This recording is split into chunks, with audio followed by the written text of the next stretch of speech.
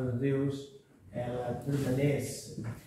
Tenho também uma informação vinda do Oasis para comunicar à igreja que a partir do próximo domingo, inclusive, os trabalhos ali na Senhor da Hora passarão a ser da parte de tarde às 5h30 e não de manhã, como tem vindo a acontecer até hoje. Portanto, o que permite que alguns irmãos, aqueles interessados e se envolvem nestas coisas, poderem assim mais facilmente estar lá na rua Campos, como é que é? Tem um nome estrangeiro, Penaforte, né? Campos Penaforte, onde nós nos reunimos ali no Oasis. A partir do próximo domingo já será às 5h30 da tarde e não na parte da manhã, como tem acontecido. A minha oportunidade é agradecer à Igreja de Penafiel que nestes últimos anos tem apoiado a Igreja na ausência aqui do pastor para estar presente aqui no Oasis. Meus irmãos, trago os dois textos da Sagrada Escritura. O primeiro, no livro dos Atos dos Apóstolos, capítulo 9, do verso 35 ao verso 42. Atos dos Apóstolos, capítulo 9, verso 35 ao 42.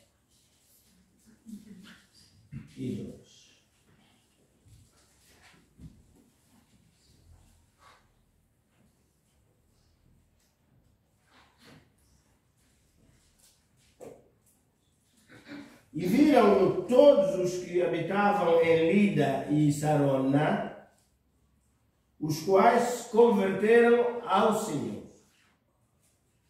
E havia em Jope, atualmente esta cidade tem outro nome, é muito próximo, mas quem for a Israel ou consultar o mapa atual de Israel, ali do lado do Mediterrâneo, encontra tanto o nome de uma cidade, Jaffa. Jaffa atual era Jope daqueles tempos bíblicos. E havia em Jope, ou Jaffa, uma discípula chamada Tabita, que traduzido é Dorcas ou Gazela, tanto um é aramaico e o outro é grego.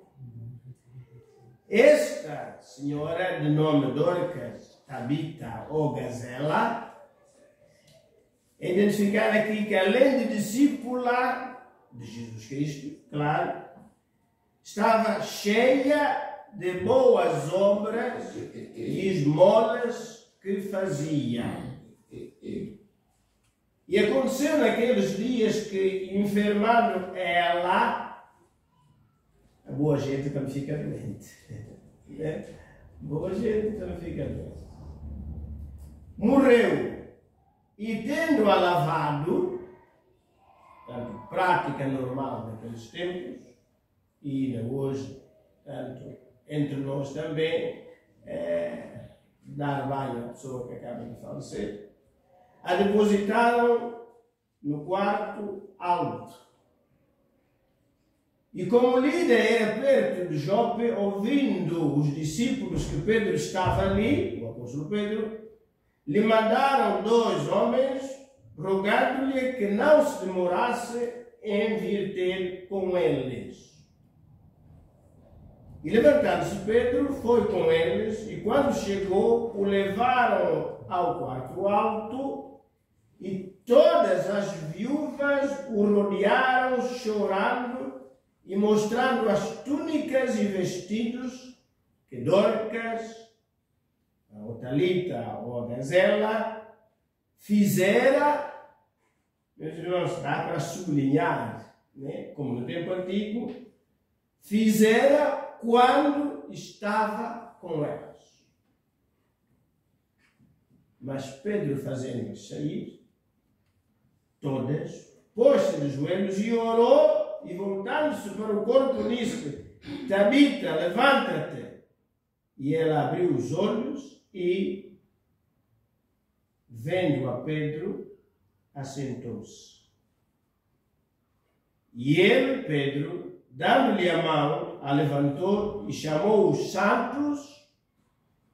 Os irmãos, contrariamente à opinião popular que anda por aí, né? Os santos não são os mortos. É que nós vemos uma cultura em que o indivíduo só é santo depois de morrer. Exatamente o contrário do que a Bíblia diz. Quem nunca foi santo em vivo não vai ser santo depois de morto. A verdadeira canonização acontece quando a pessoa realmente aceita Jesus como Senhor e Salvador e, como no caso aqui, a comunidade dos irmãos, a sociedade reconhece nessa pessoa que realmente é aquele que está em Cristo, nova criatura é. As coisas velhas já passaram e tudo se fez.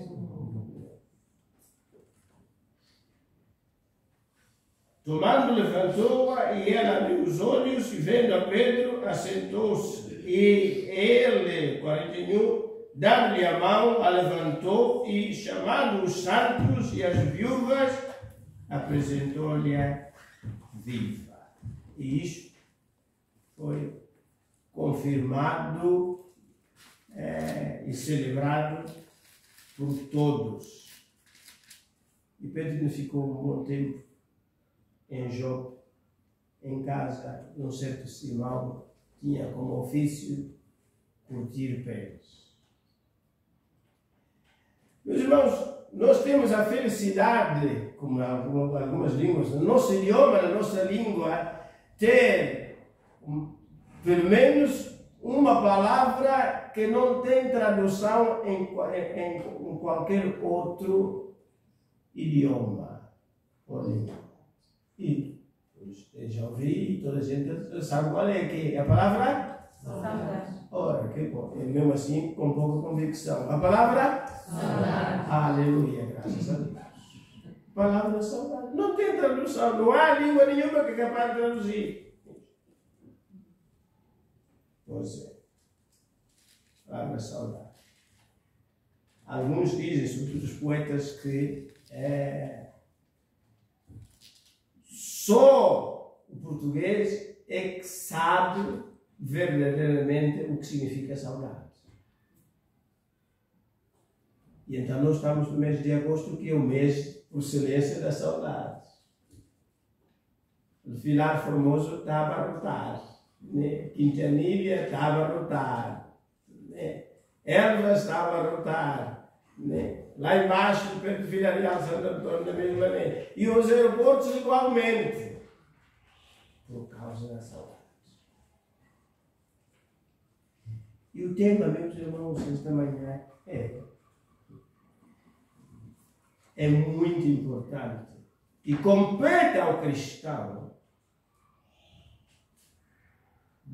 quando parte, seja para a terra de cima, como aqui na lateral do país, a gente deixe saudades.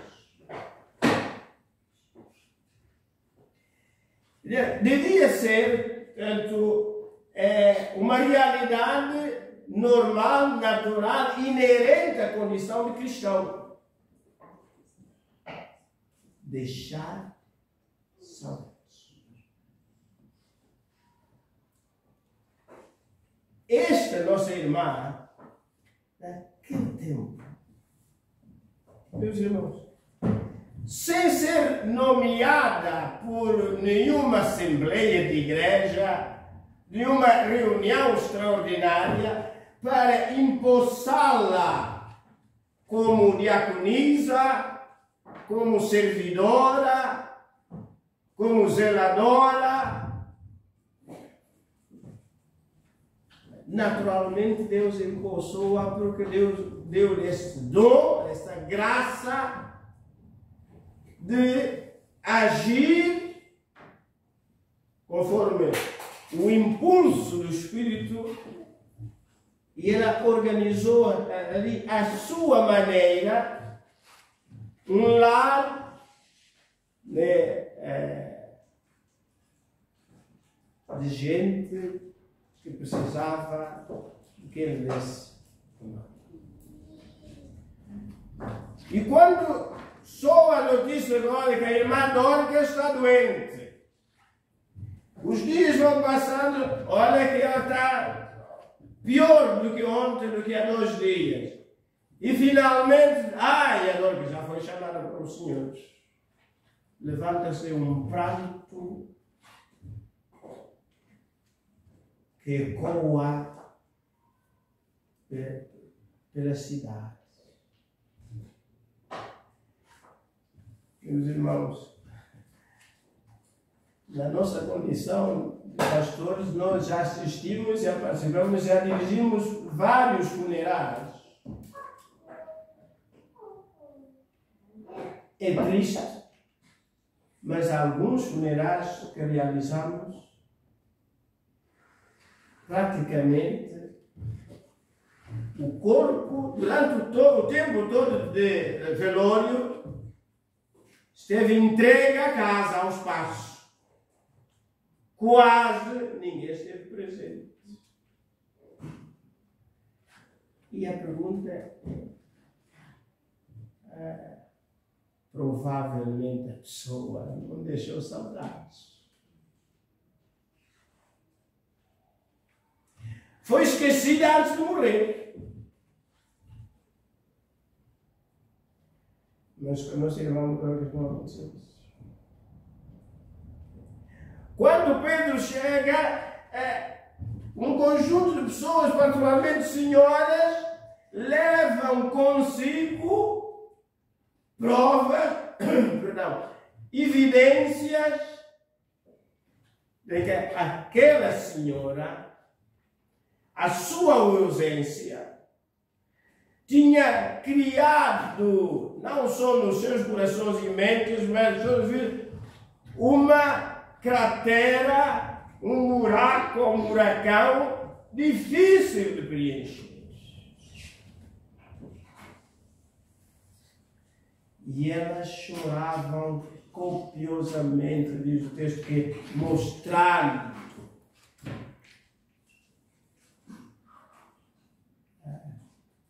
as beneficências, o coração, a alma, a paixão daquela senhora. Meus irmãos, eu acho que a gente vai aqui e compra aqueles rolos de peças. Temos aqui uma casa na Rua de Suspeita que só se dedica a isso, a vender tecidos. E ao gosto, e à medida que cada um quiser. Naquele tempo era tudo muito mais complicado. Mas as dificuldades de viver naquele tempo não impediram esta senhora.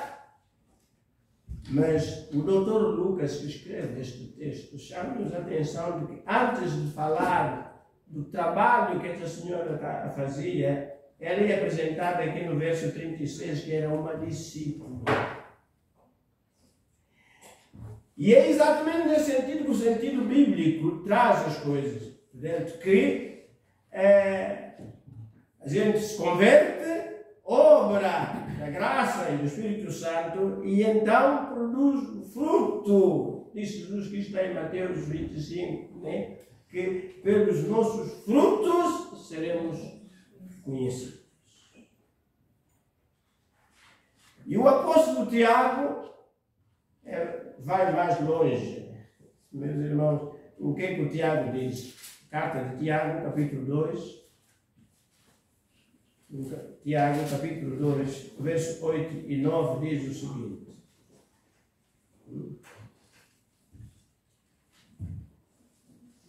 Tiago, capítulo 2, verso 8 e 9.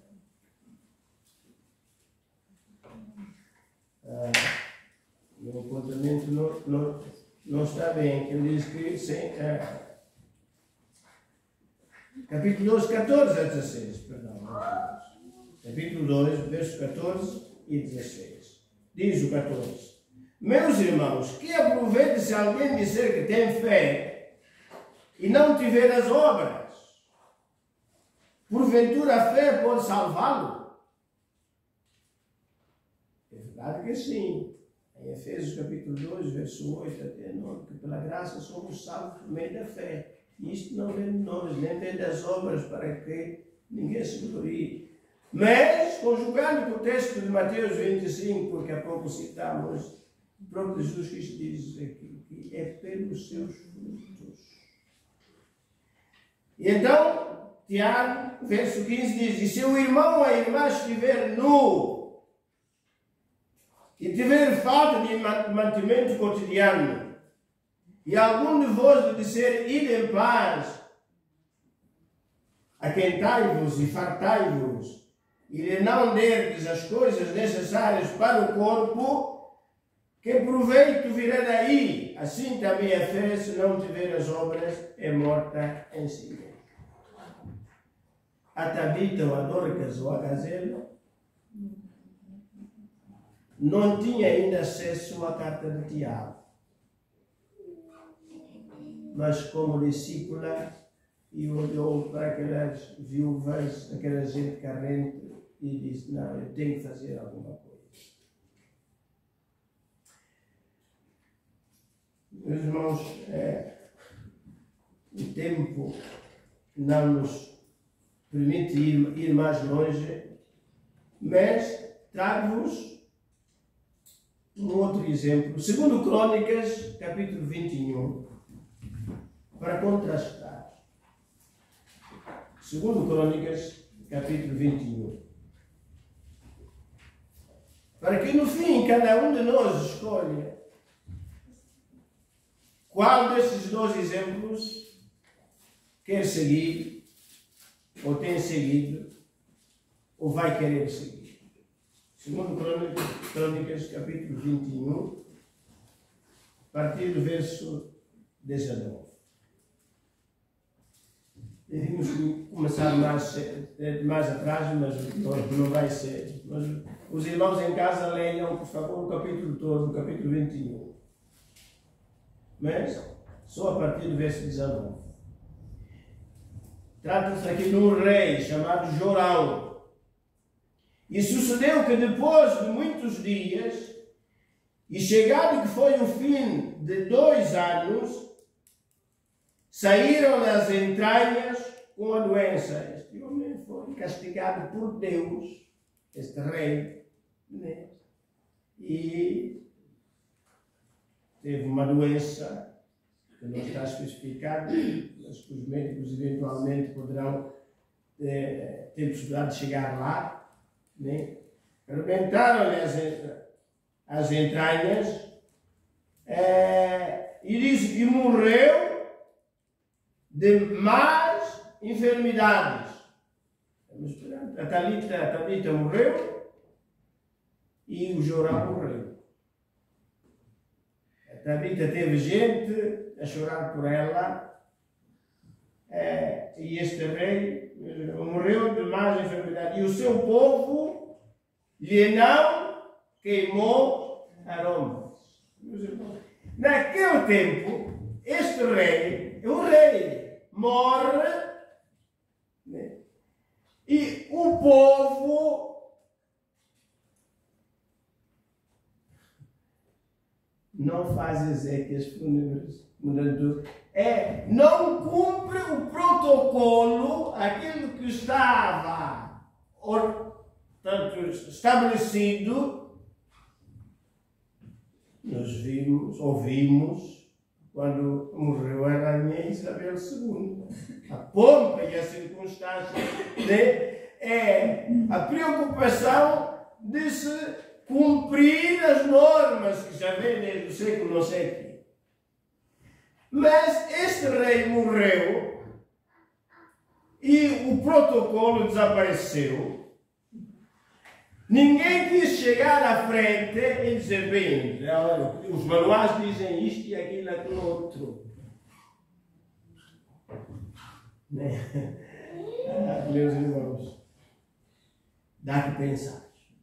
E o seu corpo não queimou aromas como queimar a seus pais.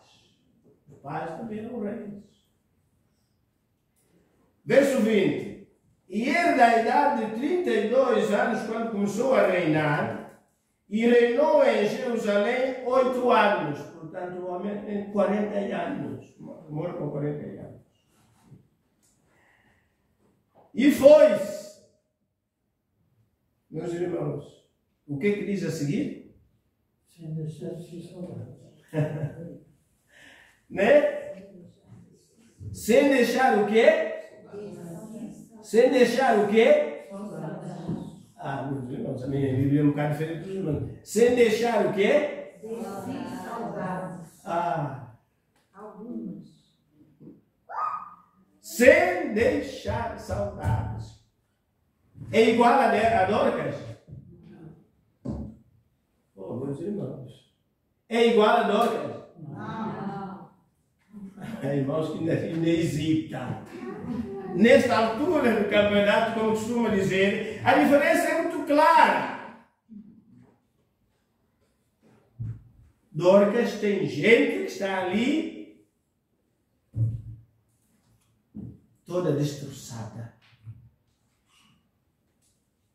Porque vai lhes fazer muita falta. E em Jerusalém celebra-se a morte de um rei. E o povo disse, ainda bem que ele já foi. Já devia ter ido mais cedo. Ia mais cedo. Há pessoas, talvez seja um vizinho ou a vizinha, é capaz de pôr uma velhinha em qualquer sítio para ver se a gente vai mais cedo.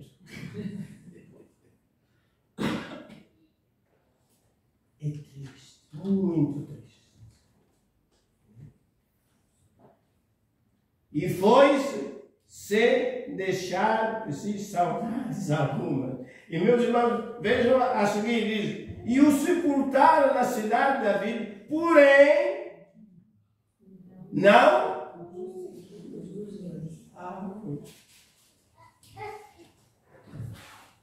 Meus irmãos, se fosse no nosso país, ou em alguns países como o nosso, que há mausoleus e há jazigos, aquelas coisas todas, né? Este filho de rei, mas que morre como rei, porque tinha ocupado o trono, né? Vai, não para um mausoléu, mas para uma campa vulgar. Por quê? Porque não deixam saudades.